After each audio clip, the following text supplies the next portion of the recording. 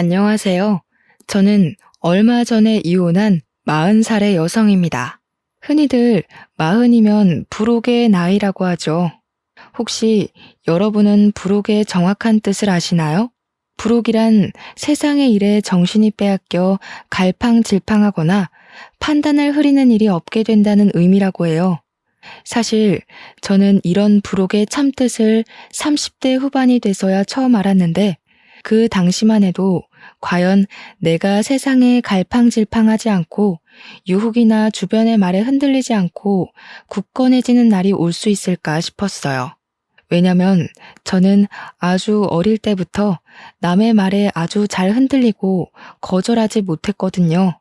돌이켜보면 그동안 내 생각과 내 고집은 하나도 부리지 않고 좋은 게 좋은 것이라는 생각으로 남의 말을 아주 잘 들으며 살아왔던 것 같아요.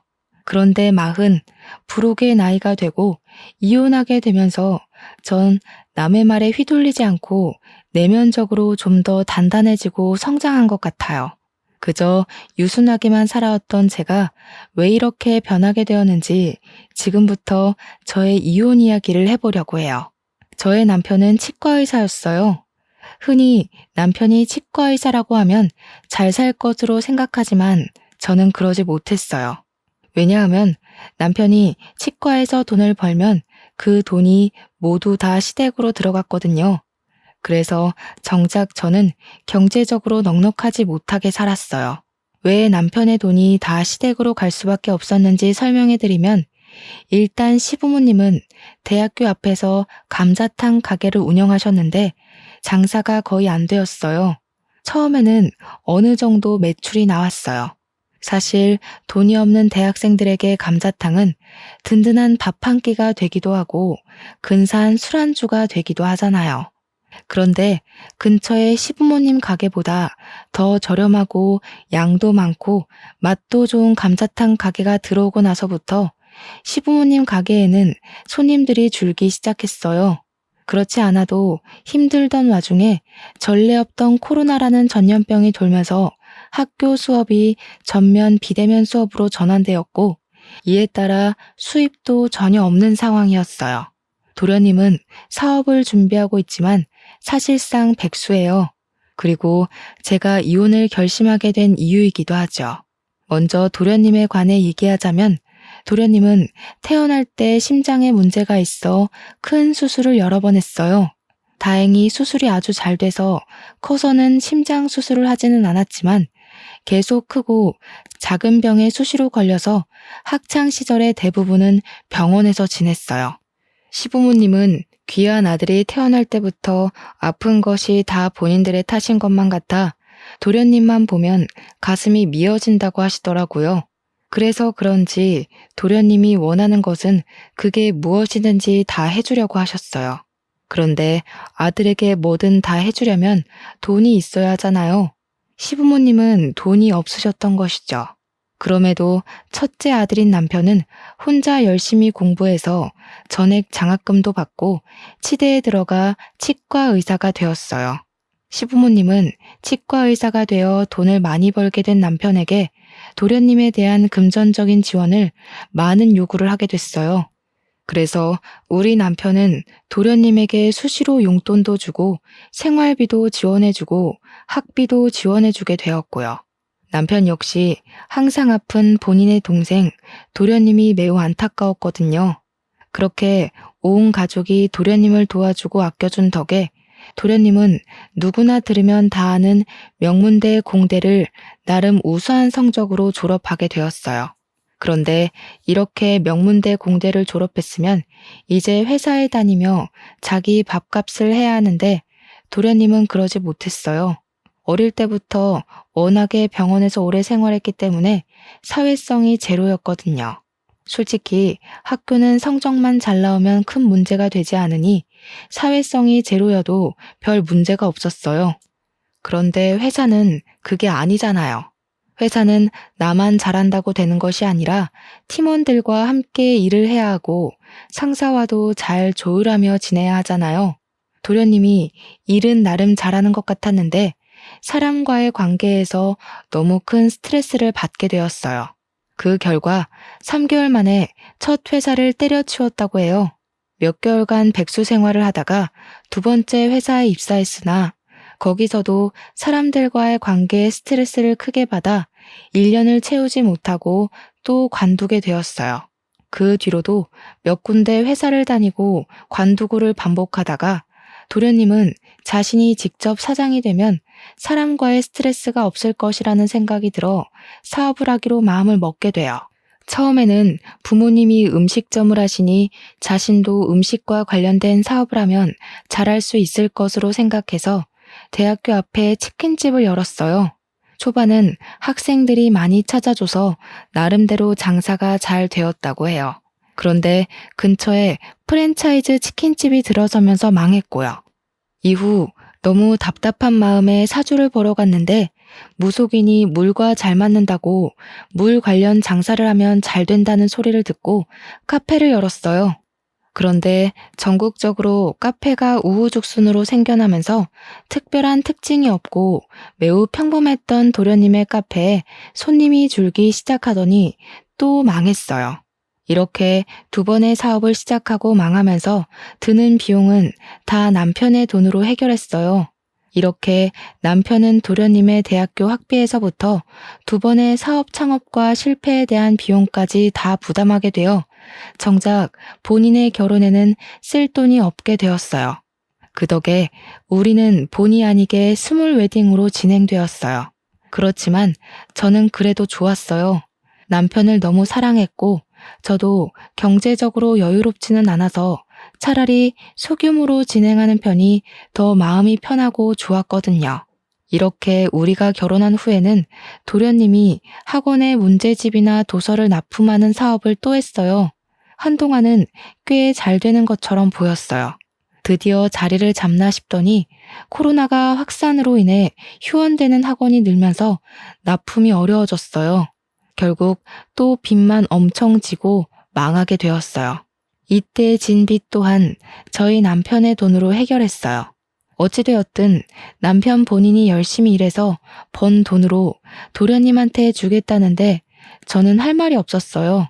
그동안은 남편 치과가 잘 돼서 도련님한테 지원해 주어도 아이가 없는 우리 둘이 사는데 큰 문제가 되지는 않았거든요. 그런데 코로나가 확산하며 사람들이 치과에 오지 않게 되자 자연스레 치과의 매출이 줄기 시작했어요. 이제 우리도 경제적으로 어려운데 이 와중에 도련님은 마스크 사업을 하겠다고 아주 당연하게 남편에게 돈을 요구하는 것이 아니겠어요. 이 소리를 듣고 저는 속으로 도련님이 무슨 사업을 해도 쫄딱 망하는데 이제 사업 그만하고 나이도 있으니 일단 공장 같은 데라도 가서 스스로 돈을 벌어야 한다고 생각했어요.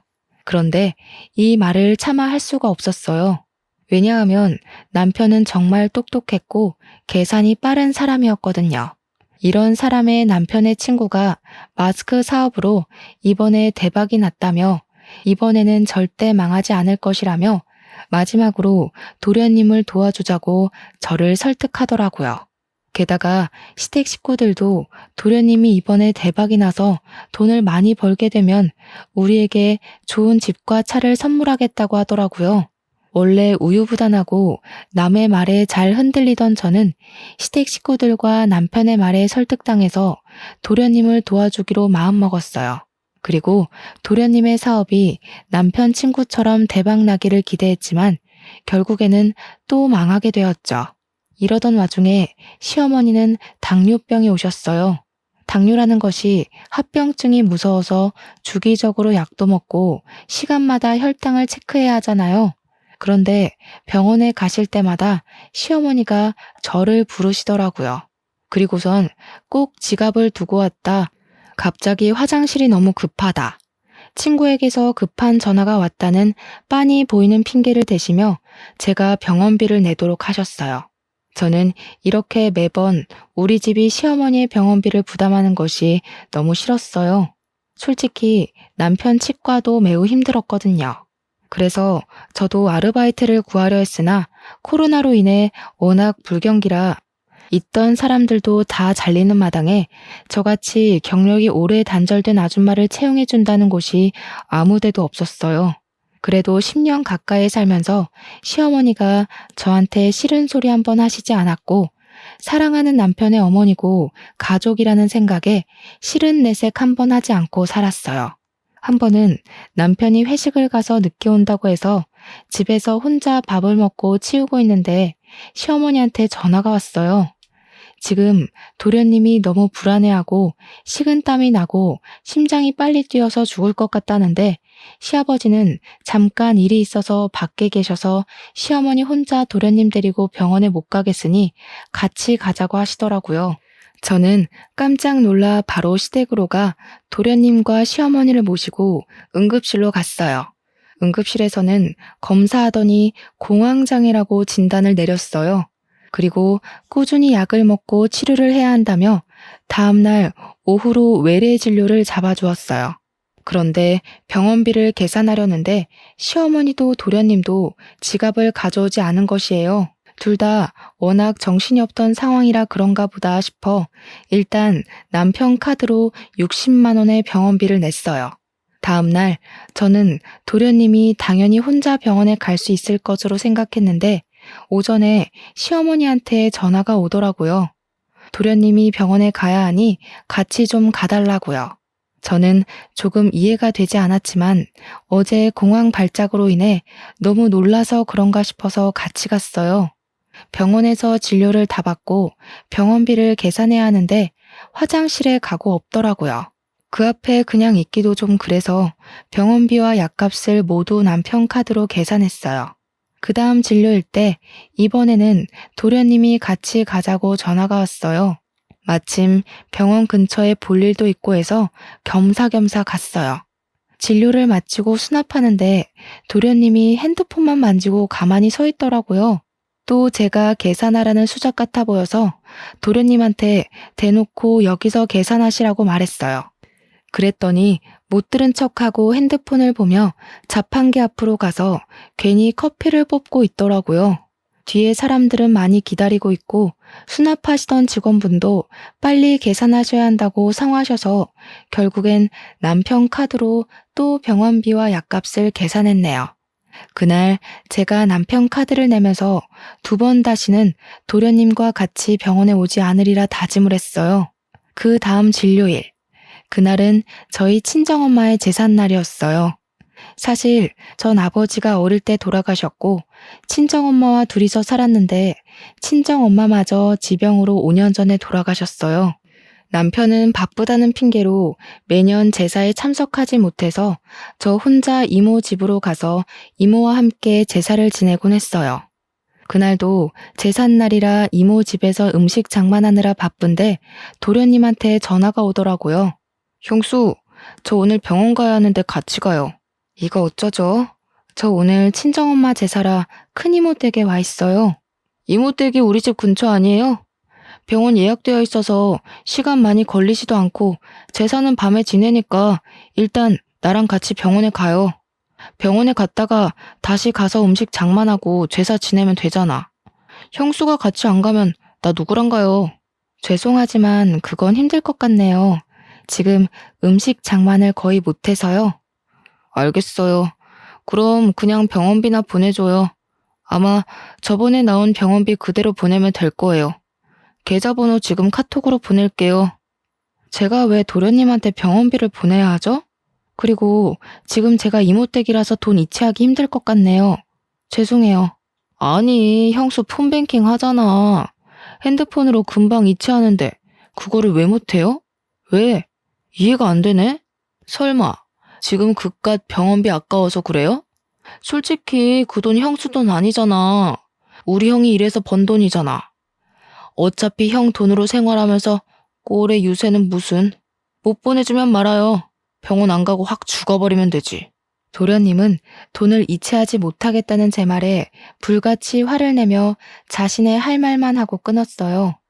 저는 다른 사람이 제게 이렇게까지 화를 낸 것은 처음이라 손이 덜덜 떨리고 심장이 두근거렸어요.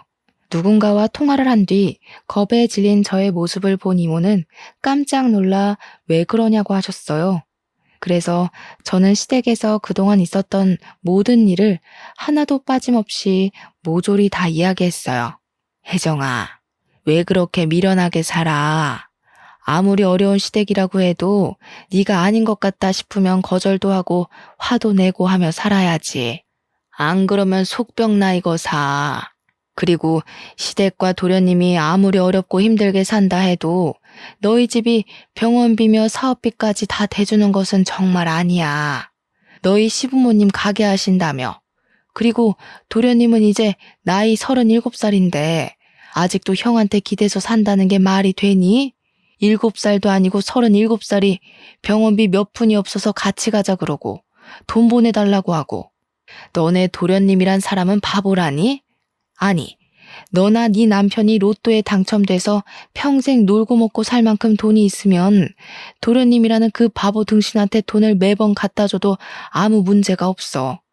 근데 그러지 않잖아. 게다가 지금 너네도 매우 힘들다면서. 안 그래도 남편이 한 달 벌어 한 달 겨우 먹고 사는 마당에 무슨 도련님 병원비에 사업하는 비용까지 내주느냐고.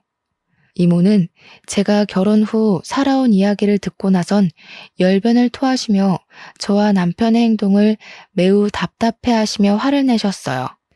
이모는 혜정이 네가 정말 잘 살기를 바라는 마음에서 하는 소리니까 내가 화냈다고 서운하게 생각하지는 말아줘. 그런데 시댁 병원비에 도련님 사업비 내는 문제는 더는 이렇게 하지 않겠다고 확실히 얘기해. 알겠지? 그런데 어차피 그 돈 다 남편이 번 돈이기도 하고 제가 그 돈에 대해서 이래라 저래라 얘기할 권한은 없잖아요. 그리고 그 말에서 남편이랑 싸우고 이혼하자고 하면 어떡해 해요. 내 나이가 이제 적은 나이도 아닌데. 그래, 그 돈 남편이 번 돈이긴 하지. 그런데 너희는 남남이 아니고 부부야. 좋은 일도 힘든 일도 함께 해야 하고 경제적인 것도 함께 해야 해. 그래야 진정한 부부지.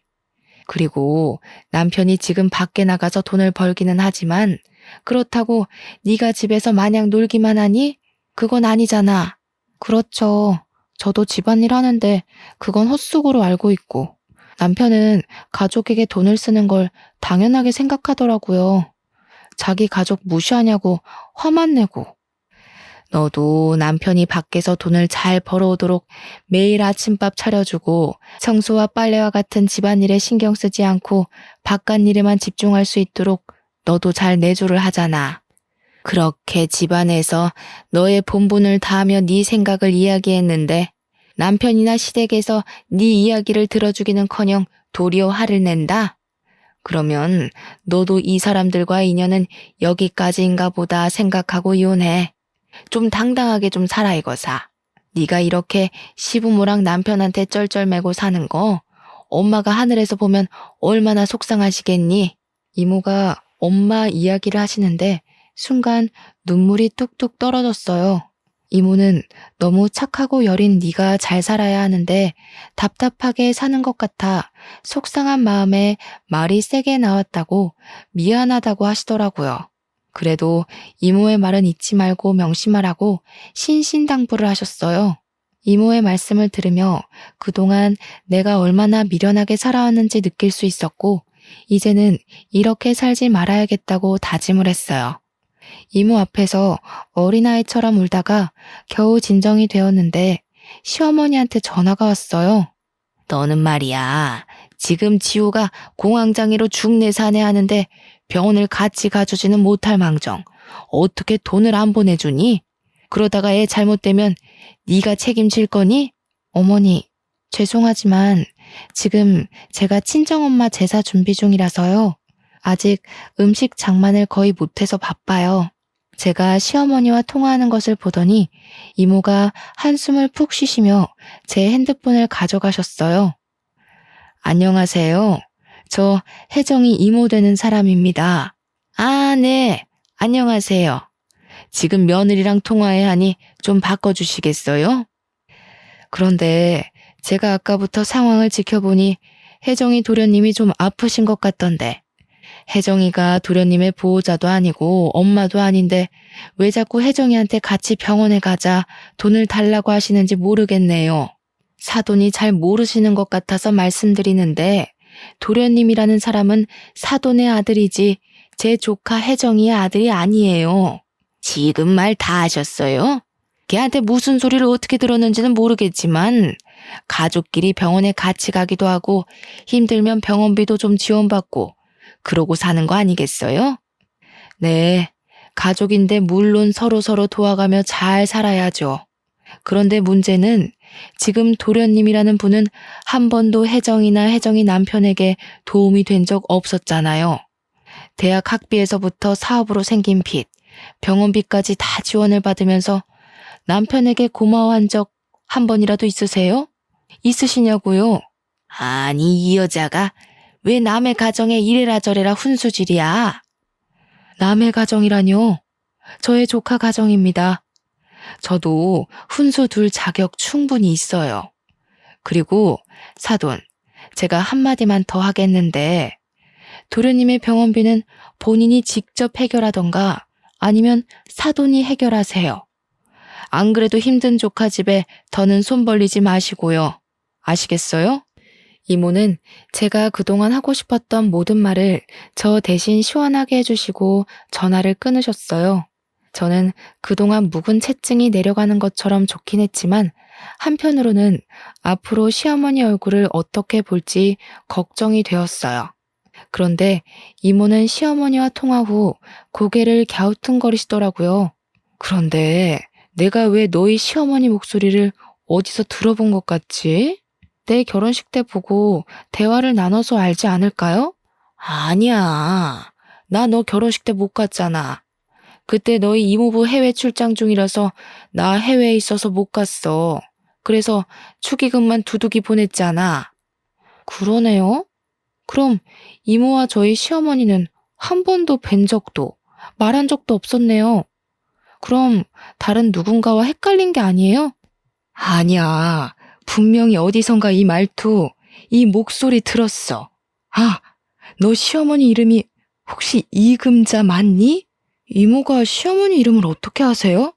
나 원참 어이가 없어서 이렇게들 운명이었나 보다. 충격 먹지 말고 잘 들으렴. 사실 신혼 시절 때 네 이모부가 한번 바람을 피웠어. 그때 이모부가 바람 핀 것을 알고 이모부 상간녀랑 정말 징글맞도록 싸웠어. 당연히 그랬지.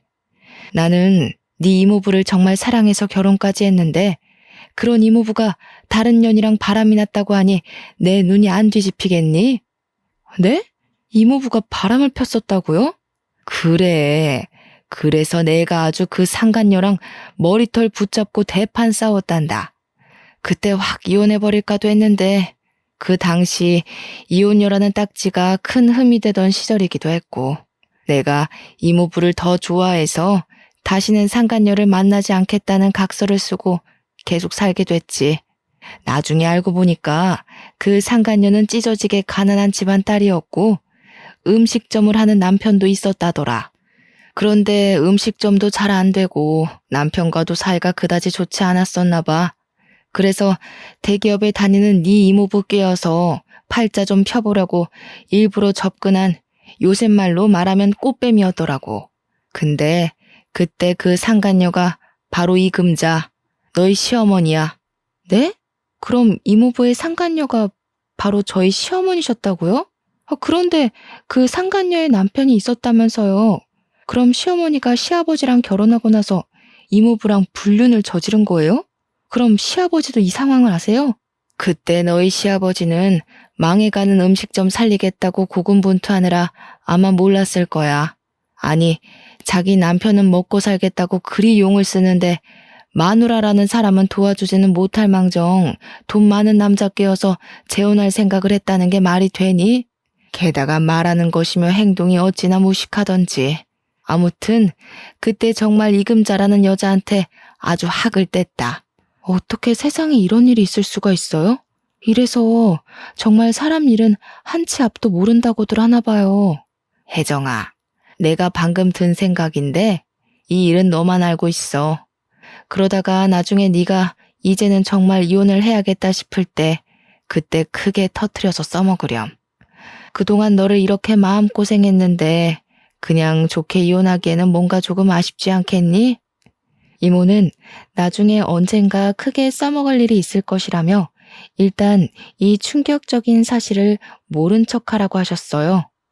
저는 이모의 말씀에 알겠다고 했어요. 다음 날 엄마의 제사를 무사히 마치고 집에 와 늦잠을 자고 있는데 시어머니가 집으로 오라고 전화가 왔어요. 전날 이모와 대화하며 더는 답답하게 살지 말아야겠다고 다짐은 했지만 어디 사람 본성이 어디 가나요? 전날의 패기는 다시 다 잊은 채 시댁에 떨리는 마음으로 갔어요. 시댁에 도착하니 시어머니가 도끼 눈을 뜨고 저를 쳐다보았어요.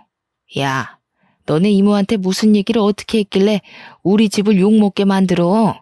그깟 병원비 얼마나 한다고?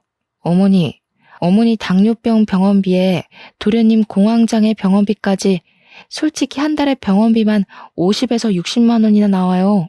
게다가 예전에 도련님 사업하고 망한 빚까지 아직 갚고 있고요. 솔직히 이제 치과도 코로나로 타격이 큰데 매번 병원비 부담하기가 너무 벅차요. 어머, 얘 나한테 화내는 것 좀 봐라. 그래도 너희 집이 가장 경제적으로 여유롭잖아. 그리고 그 돈이 네 돈이니? 다 우리 지훈이가 치과에서 열심히 일해서 번 돈이지. 내가 네 돈 내라는 것도 아니고 우리 아들 돈 내가 쓰겠다는데 왜 네가 호들갑이야? 시어머니의 어이없는 말씀에 저는 기가 막혀서 말문이 턱 막혔어요. 그리고 우리 아들이 그렇게 죽을 똥 쌀 똥으로 일하는데 네가 언제 도와준 것 있니?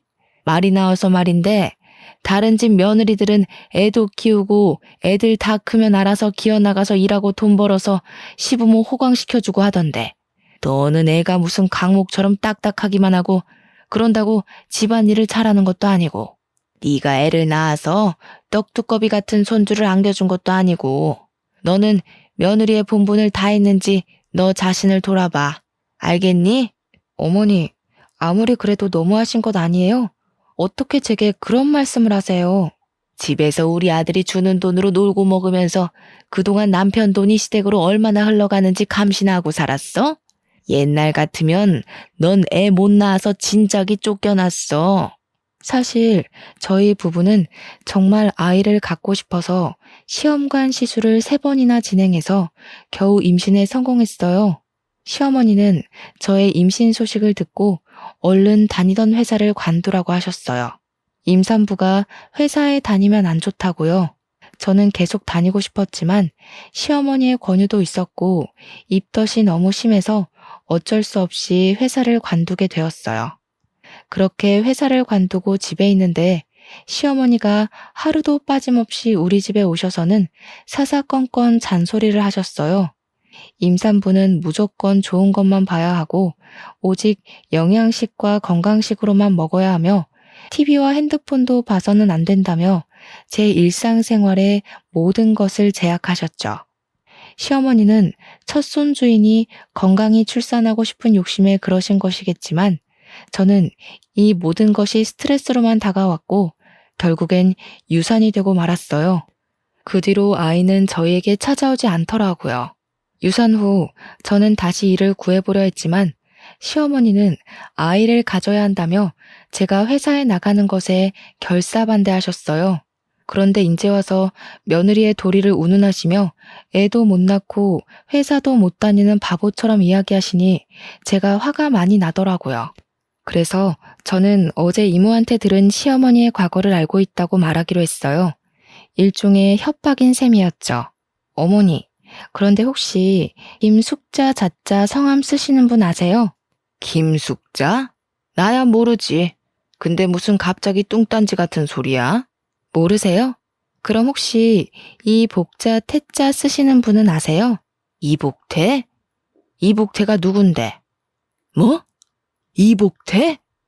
시어머니는 이모부의 성함을 듣자 잠시 생각하시더니 깜짝 놀라셨어요. 네, 이 복자 태자 쓰시는 분이요. 그분이 바로 저희 이모부이시고 김숙자 자자 성함 쓰시는 분은 저희 이모예요. 제가 어제 이모랑 친정엄마 제사 지내면서 아주 기가 막히고 충격적인 이야기를 들었는데 한번 들어보시겠어요? 시어머니는 젊은 시절 불륜관계로 만난 남자가 저의 이모부시고 자신과 크게 싸웠던 분이 저의 이모인 것을 알게 되자 깜짝 놀라셨어요. 그러시고는 아까 내가 너에게 했던 말은 다 마음에도 없는 소리였고 정말 미안하다고 이젠 절대 너에게 그런 막말을 하지 않겠다고 사과를 하시더라고요. 그러시며 아들이나 시아버지에게 얘기하지 말아달라고 신신당부를 하셨어요. 시어머니가 참 미웠지만 그래도 나이 드신 분이 지난 과거로 인해 쩔쩔매는 모습을 보니 조금 안쓰러운 마음이 들기는 하더라고요. 저 역시 오래전의 과거를 굳이 들먹이며 시부모님 가정을 깨고 싶지는 않았어요. 그래서 이 사실에 대해 입 다물고 있을 테니 다시는 도련님 병원비나 사업비, 우리 집으로 청구하지 말라고 했어요. 이것만 지켜주신다면 저도 조용히 살 것이라고요. 시어머니와 이야기를 마친 뒤 며칠 동안은 시어머니나 도련님의 전화도 없고 아주 평온하게 지냈어요. 그렇게 한 달 정도인가 지났을까요? 도련님한테 전화가 오더라고요. 자기가 새로운 사업을 시작했는데 돈이 필요하다고 지원 좀 해달라고 하더라고요. 아주 당당하게 요구하길래 저는 시어머니께 듣지 못했냐고 이제는 도련님 사업비 우리한테 지원해달라는 소리 하지 말라고 이야기했어요. 도련님은 저의 단호한 목소리에 당황해하며 전화를 바로 끊으시더라고요. 그리고 얼마 뒤 드디어 사건이 터졌어요. 제가 아파트 관리비를 내려고 남편의 공인인증서로 인터넷 뱅킹에 접속했어요. 그런데 통장에 있어야 할 돈이 한 푼도 없는 것이에요. 남편이 담배를 피우는 것도 아니고 술을 마시기는 하지만 직원들 회식 때나 마시지 많이 마시지는 않거든요. 돈을 쓰는 곳이라고는 주유소가 전부인데 통장에 돈이 하나도 없다는 것이 이상해서 거래 내역을 조회해보니 시어머니와 도련님 앞으로 거액의 돈이 이체되었더라고요. 사실 남편은 해킹당할 위험이 크다며 폰뱅킹을 하지 않아요. 그래서 이체를 하려면 매번 은행에 직접 가야 하거나 제가 가지고 있는 공인인증서로 인터넷 뱅킹을 해야 했죠. 그런데 치과 일로 매번 바빠서 은행에는 잘 못 가고 공인인증서는 항상 제 금고에 있었는데 금고 비밀번호도 모르는 남편이 무슨 수로 어떻게 이체를 했나 싶어서 남편에게 전화했어요. 알고 보니 시어머니는 제가 자신의 과거 불륜 사실을 알게 되자 저한테 돈 달라고 하지는 못하고 남편에게 돈을 달라고 하셨다고 해요. 그래서 남편이 자신이 바쁘니 직접 못하고 집사람한테 공인인증서가 있으니 집사람한테 이야기하라고 했지만 시어머니는 며느리한테 이야기하기 좀 눈치 보인다며 직접 돈을 달라고 했대요. 그러면서 도련님과 시어머니가 치과에 찾아가 일하던 남편을 데리고 은행에 갔대요. 은행에서 남편이 본인의 핸드폰에 폰뱅킹을 설치하게 하여 본인들의 계좌에 쉽게 이체를 할 수 있게끔 했던 거였어요. 이런 사실을 알게 된 순간 이 집에 계속 있다가는 나는 영원히 호구의 마누라가 될 것 같다는 생각이 들었어요. 이렇게는 도무지 못 살겠다 싶어 이혼하기로 마음먹고 남편에게 퇴근 후 시댁으로 바로 오라고 했어요. 그리고 캐리어에 저의 옷과 화장품을 챙겼어요. 워낙 저 자신을 꾸밀 줄 모르고 살아서인지 챙겨야 할 짐도 거의 없더라고요. 저녁이 되어 시댁에 가니 시부모님과 도련님이 계시고 마치 남편도 퇴근하고 오더라고요. 도련님, 사업하신다고 저희 남편한테 가져가신 돈 다시 다 주세요. 어떻게 매번 사업하실 때마다 저희 남편한테 손을 벌리세요? 형수, 어떻게 말을 그렇게 해요? 내가 나만 잘 살려고 그러나? 사업해서 잘 되면 형수도 좋은 거 아닌가? 그래, 지호한테 야박하게 그러지 마. 지호는 사업 여러 번 망하고 속이 속이겠어? 지 속도 새까맣게 타들어가겠지. 너는 그런 애한테 꼭 이렇게까지 해야겠어? 그리고 형수, 막말로 그 돈이 형수가 벌어서 만든 돈이에요? 우리 형 돈이에요. 형이 달라 그러면 내가 바로 어떻게든 돈을 만들어서 주겠지만 솔직히 형 돈이지 형수 돈이 아니지. 형수는 돈을 다시 달라고 할 자격이 없어요. 그래, 그건 지호 말이 맞아. 그깟 사업비 지호가 성공해서 갚으면 될 거 아니냐? 그리고 우리가 남이야? 가족이지. 가족이면 서로 어려울 때 돕고 도움받으면서 사는 거지. 안 그러냐? 난 또 뭐라고. 이깟 일로 바쁘고 피곤한 사람들 다 모아놨니?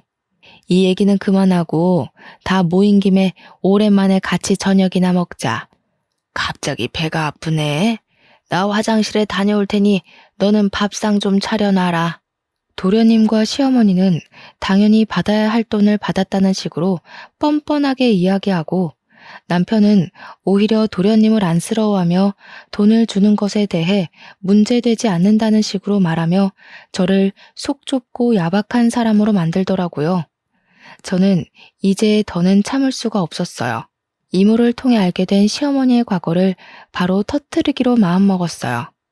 시어머니가 화장실에 들어가시자마자 저는 스피커폰으로 이모에게 전화를 걸었어요. 그리고 제가 지금 시댁인데 저번에 말씀하셨던 상간녀 이야기 좀 해달라고 했어요. 이모는 상간녀의 존재를 어떻게 알게 되었는지부터 상간녀가 어떤 사람이었는지 아주 낱낱이 얘기해 주셨어요. 제가 돈 이야기를 하다가 갑자기 이모에게 전화하고 있으니 남편과 시아버지, 도련님은 제가 왜 이러는지 궁금해 하시더라고요. 이모, 그래서 그 상간녀 이름이 뭐예요? 그 여자 이름은 이금자야. 그 여자 남편은 그 당시에 해장국집 했었지. 아마 그 이름이 지훈이네 해장국이었을 거야. 그 집 아들 이름 따서 지었다고 하더라고. 잠깐, 지훈이네 해장국? 이금자? 그럼 우리 집사람이 그쪽 남편과 바람이 났다는 말이요? 어머, 혜정이 시어머니가 이금자였어요? 몰랐네요. 그때 당시 이금자 남편은 망해가는 국밥집 살린다고 고생하며 있는데 이금자 그녀는 내 남편한테 꼬리치고 있던 사실 알고 그 남편도 참 불쌍하다 했는데 뭐 아무튼 그쪽 집안일은 알아서 잘 해결하시고 혜정아, 이모는 바빠서 끊는다. 시어머니의 충격적인 과거 불륜 사실이 들통난 순간 시아버지는 깊은 심호흡으로 화를 억지로 억누르고 계셨고 남편과 도련님도 충격으로 말을 잇지 못했어요. 야, 너는 내가 밥 준비하라는데 아직도 거실에 앉아 있어? 애가 왜 이렇게 굶뜨니? 빨리 와, 밥 차리게. 지금 밥이 문제야? 당신 도대체 행동거지를 어떻게 하고 산 거야? 아니, 이 사람이 노망이 났나? 애들 앞에서 이게 뭐 하는 짓이에요? 방금 혜정이 이모 되는 사람한테서 다 들었어.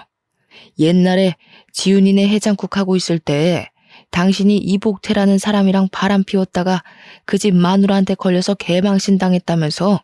아니, 그 사실을 어떻게... 야, 네가 다 얘기했니? 내가 얘기하지 말아달라고 신신당부했잖아. 네, 신신당부하셨죠. 저도 굳이 얘기하지 않으려고 했어요.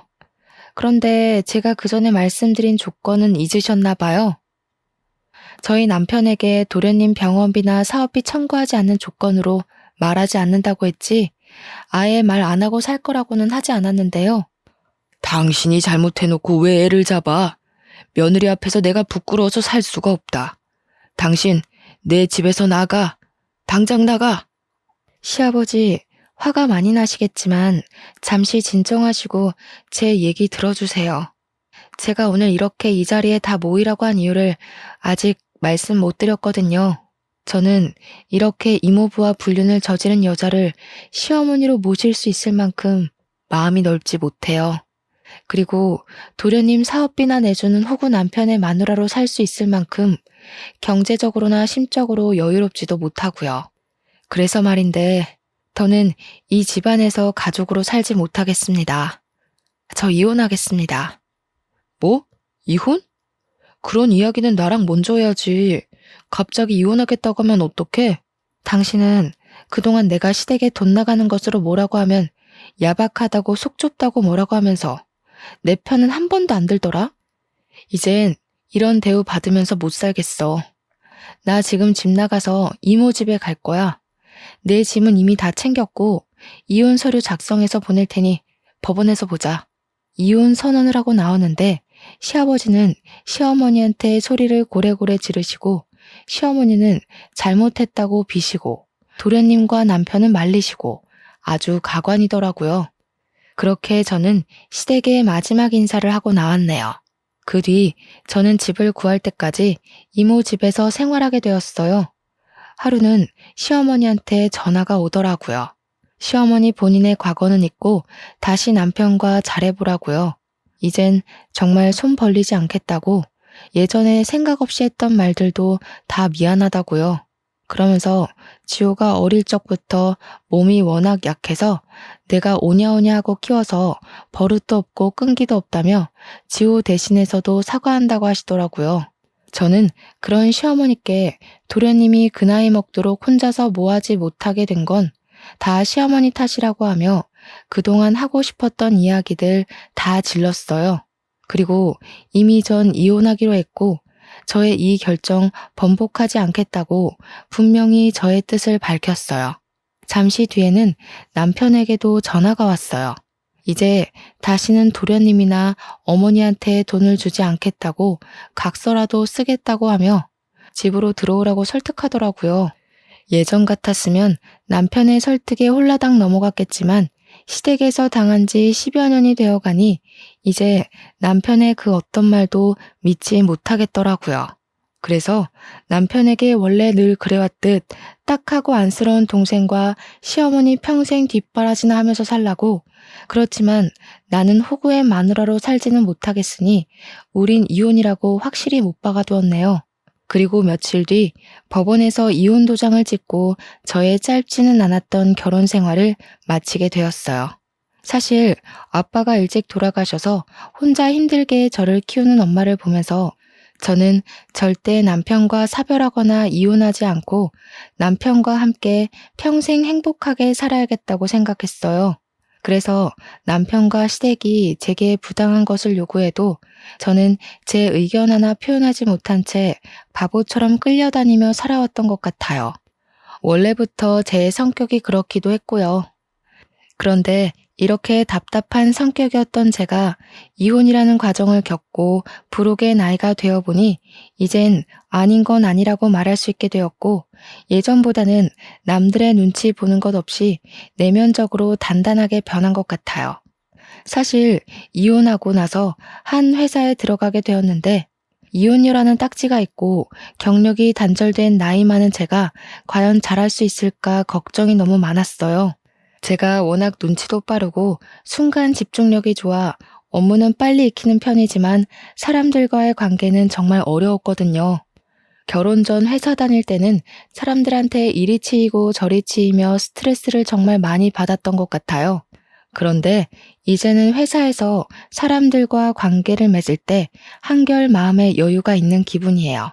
때로는 제가 정말 남들의 말에 휘둘리지 않고 흔들리지 않는 진짜 부록이 된 것 같아 저 스스로가 기특하기까지 해요. 흐르는 나이는 막을 수 없으니 이런 저도 순식간에 쉰이 되겠죠. 쉰은 지천명의 나이, 하늘의 명을 깨닫는 나이라고 해요.